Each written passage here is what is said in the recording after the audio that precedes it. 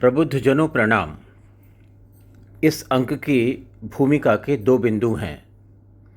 प्रथम बिंदु, जब तक माया की पकड़ प्रभावी है, जीवन यात्रा जागृत, स्वप्न और सुषुप्ति इन तीन अवस्थाओं में बटी और बंधी हुई रहती है। द्वितीय बिंदु, जब माया के होने ना होने में भेद न रहे, वह है शाश्वत नित्य शुद्ध चेतन आत्मा। माया की पकड़ से मुक्त, विद्वान इसे तुरिया कहते हैं। यह कोई अवस्था नहीं है। आगे बढ़ने से पहले एक घोषणा। Dreams are divine communication for sure. आज बात करते हैं यह स्वप्न क्या है। आपने भी खूब पढ़ा होगा। मानव मन की उत्सुकता में इस विषय पर दुनिया भर में बहुत लिखा, कहा और सुनाया गया है। हीलिंग पथ से भी एक प्रयास यह जानने और समझने का कि स्वप्न क्या है। स्वप्न से जुड़ी दो धाराएं हैं। प्रथम धारा, ये दुनिया खुले और एक्टिव भौतिक नेत्रों से भविष्य में किए जाने वाले क्रियाकलापों को भी स्वप्न कहती है। इन जागी आँखों के सो कॉल्ड सपनों या स्वप्नों की बात नहीं हो रही। ये सेल्फ कंट्रोल्ड हैं। द्वितीय धारा, जाने या अनजाने वो दृश्य या सीक्वेंस जो हम इन भौतिक नेत्रों के बंद रहने पर विदाउट एनी सेल्फ कंट्रोल आमतौर पर जो देखते हैं, वह स्वप्न इस धारा में आते हैं। ये स्वप्न तब तक ही अनियंत्रित रहते हैं जब तक आध्यात्मिक ऊर्जा या चेतना निम्नतम स्तर या पशु स्तर पर रहती है। जिस समय आध्यात्मिक ऊर्जा का आरोहण अपने उच्चतम स्तर, सिर का ऊपरी बिंदु, जिसे सहस्रार नाम दिया है, उस पर पहुंच जाती है, इन सपनों का तंत्र ही बदल जाता है। अब इन स्वप्नों की भी दो श्रेणी होती हैं। प्रथम श्रेणी, इस श्रेणी में वो सपने आते हैं जिन्हें पशु भी देख सकते होंगे। इन सपनों को ऐसे कहते हैं कि ये सभी को आते हैं। इन सपनों पर दिन, रात और रात्रि में भी समय का नियम लागू होता है। वो तो सभी जानते हैं। इनकी भी दो उपश्रेणियां हैं।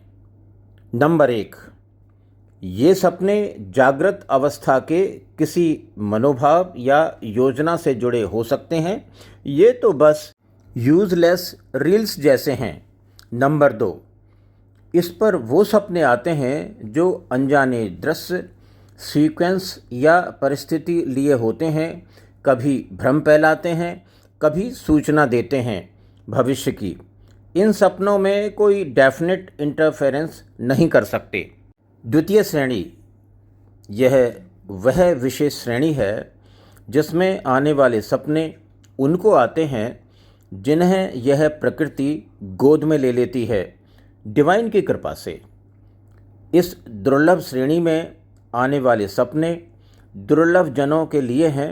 ये सपने डिवाइन का डायरेक्ट एंड डेफिनेट कम्युनिकेशन हैं। ये सपने नहीं बल्कि परमात्मा की कृपा को छूने जैसा संवाद माध्यम है। ये स्वप्न इंटरैक्टिव हो सकते हैं। यही वो अवस्था है जब माया अप्रभावी है। आप पूछिए, फिर ये प्रकृति की गोद क्या है? प्रकृति तो स्वयं माया है। आपका बहुत अच्छा प्रश्न है। इसको समझाने का प्रयास एक उदाहरण से करते हैं। उदाहरण, जब प्रकृति स्त्री या पुरुष रूप जैसा व्यवहार करे, वो माया की पकड़ है। और जब यह माँ या पिता जैसा व्यवहार करने लगे, वो माया मुक्त अवस्था है। स्त्री या पुरुष का रूप या स्वरूप पकड़ता है, पर माँ या पिता पकड़ते नहीं, गोद में उठाते हैं। जहाँ कोई बंधन नहीं, आप स्वेच्छा से माँ या पिता की गोद से सर्वथा अलग हो सकते हैं। इन विशेष सपनों में दिन और रात का कोई अर्थ नहीं, रात्रि के किसी पहर का भी अब कोई अर्थ नहीं।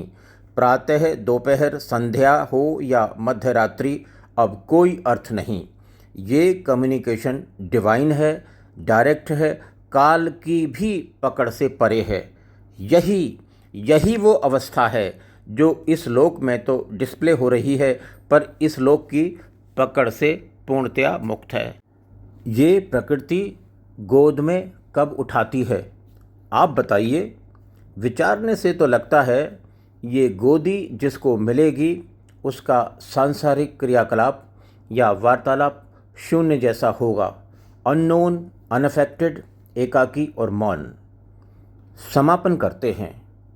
पर आप भी अब तक कहे जा चुके 2 बिंदु, 2 धारा और 2 श्रेणियों को पुनः याद कर लीजिए। अब आगे बात बढ़ाते हैं। फर्स्ट, सपनों पर केवल मनुष्यों का ही विशेषाधिकार नहीं है। सेकंड, स्वप्न पशुओं को भी आ सकते हैं, आते होंगे। थर्ड, स्वप्न एक दिव्य संवाद है।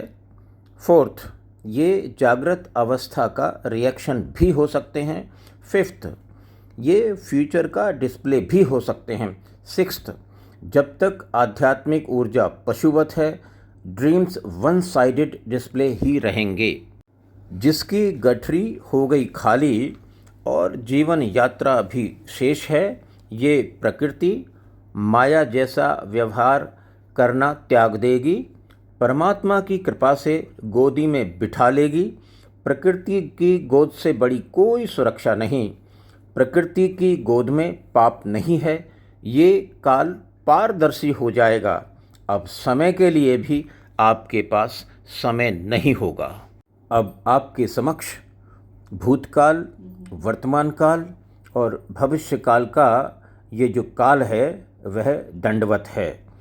अब कहने को तो स्वप्न लगेगा, पर अब डिवाइन कहें, परमात्मा कहें, श्री विष्णु जी कहें, श्री राम जी कहें, श्री कृष्ण जी कहें या देवों के देव महादेव कहें, आप हॉटलाइन पर हैं डायरेक्ट।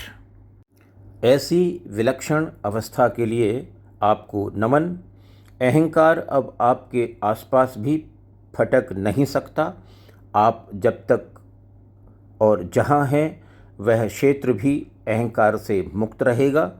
इस दुनिया के गोदी गोदी खेलने वालों में अब आपके समक्ष आने का भी साहस नहीं होगा। इनके दुस्साहस को नेचर कुचल देगी। आपके धैर्य को प्रणाम।